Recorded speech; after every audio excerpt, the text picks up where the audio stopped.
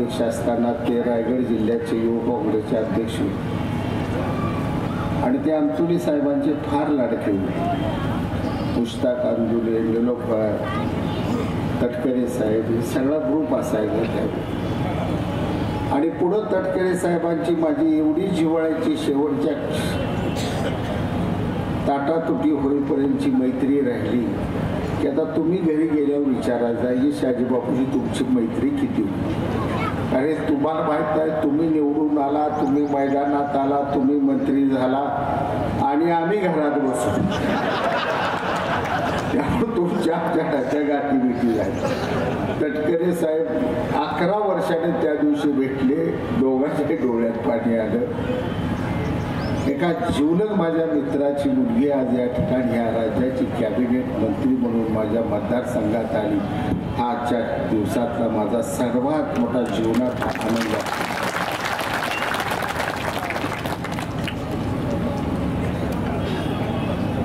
College जीवनापासून दीपकाबाचं चळवळीचं सगळं सुरू झालं आणि गाडी पेटी फटाकड्याची वात आम्हीच पेटवली. तिथे धनी आम्हीच आहे, दुसरं कोण नव्हतं. आबा तसा जरा फौजदार होऊया, कलेक्टर होऊया, जास्त स्वप्न स्वप्न बघायला कलेक्टर पास व्हायच्या आपली पंचायतीचे झाल्यावर कलेक्टर होऊया.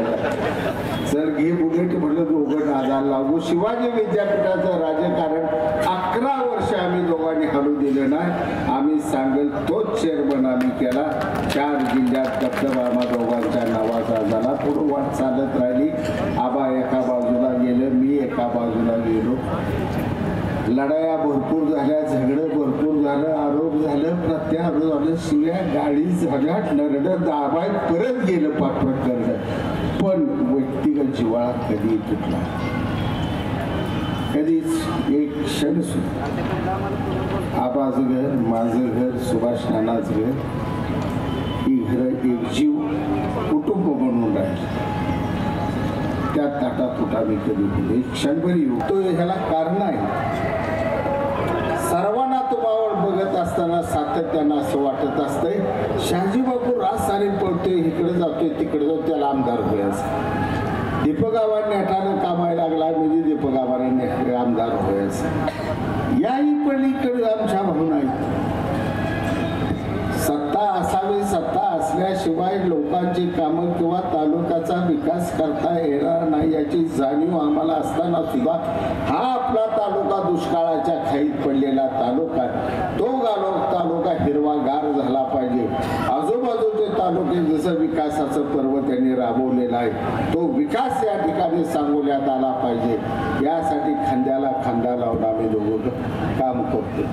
वेळ कमी आणि जास्त बोलू ताईना पुढे जायचं आहे. मी एवढं सांगतो जाता जाता, जास्त काही तुम्हाला सांगत नाही. तुम्ही असं आवडून धरलेलं आहे की कवा एकदा बापूच्या तोंडात नेते. पण मी एवढं सांगतो, मी आमदार आहेच, पण माझ्याबरोबर आबा बी आमदार आहे एवढं तुम्हाला सांगतो. तुम्ही काळजी करा. 5 वर्ष जर आता आमदार आबा झाला आहे तर मी बाजूला सरीर पुढे आबाला आमदार करून आपल्याला सांगायचं. कारण हे ओझं मोठं आहे, ओझं आपल्याला खांद्यावर पेलणारं ओझं आहे. आबा दोघाला सुद्धा हे ओझं पेलत नाही. अजूनही की भाऊसाहेब रुपनर लागणारा, झपके सर लागणारा, रफीक नदाब लागणारा, अनेकाने ओझं घेतलं.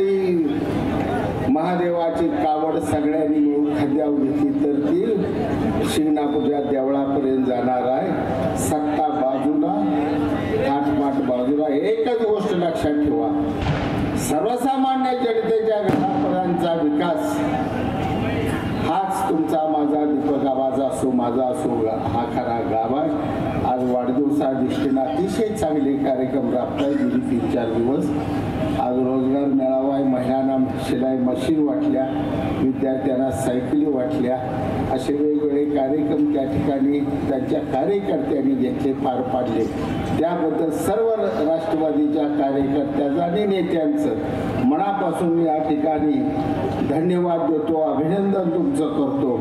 आणि पुन्हा एकदा तमाम सांगोला तालुक्याच्या जनतेच्या वतीनं जगत पाटील कुटुंबाच्या वतीने जिव्हाळ्याला दोस्त आणि भाऊ या नात्यानं माझ्या वतीने मी दीपक आबांना कोटी कोटी कोटी या ठिकाणी हार्दिक शुभेच्छा देऊ.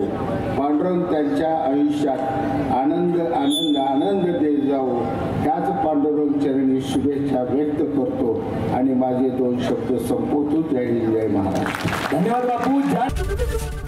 एबीपी माझा, उघडा डोळे बघा नीट.